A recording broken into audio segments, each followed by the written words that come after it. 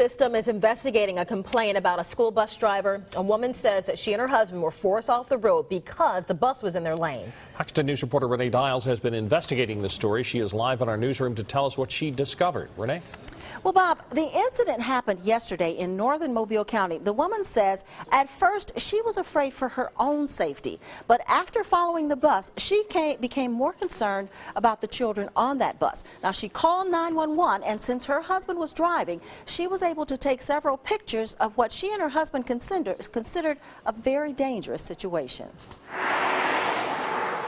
Cheryl Robinson and her husband were on their way home to Georgetown when she says they were forced off Lott Road by this school bus. As we were going into the turn, the bus was more than halfway in our lane coming head-on into us. Robinson says her husband turned around so they could get the number off the bus. She says that's when she noticed a bigger problem. I realized that the bus was continually going across the line, and that's when I dialed 911. Robinson also took several pictures as the driver continued to cross over the center line on the two-lane highway. She came, I'm not kidding you, within an inch of the 18-wheeler when I just dropped the phone. If you pulled the 911 tapes, you'll hear me screaming.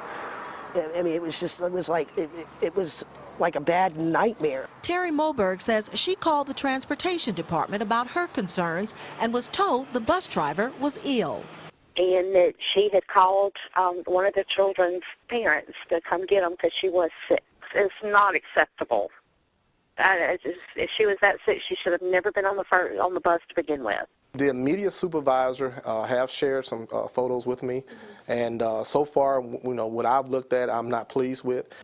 Transportation Director Pat Mitchell says the school system is investigating the complaint. He says there are 14 special needs students from 2 schools in 8 Mile assigned to the bus, but he says only one was on the bus when the complaint was made. He also says the bus aide, who is a certified bus driver, was driving that day. We would, the supervisor of the driver would go out first and try to ascertain surveillance footage from the bus itself.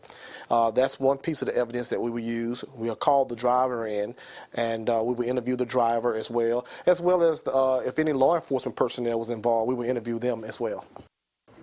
Now, Pritchard police did pull the bus driver over, but no action was taken against that driver. Mitchell says the incident was not reported to the transportation department until today. He says that investigation is expected to take a couple of days. The aide who was driving yesterday will not be allowed to drive a bus during the investigation. However, she can continue to act as an aide on the bus. Reporting live in the newsroom, I'm Renee Dials for Fox 10 News. Fox 10 News has learned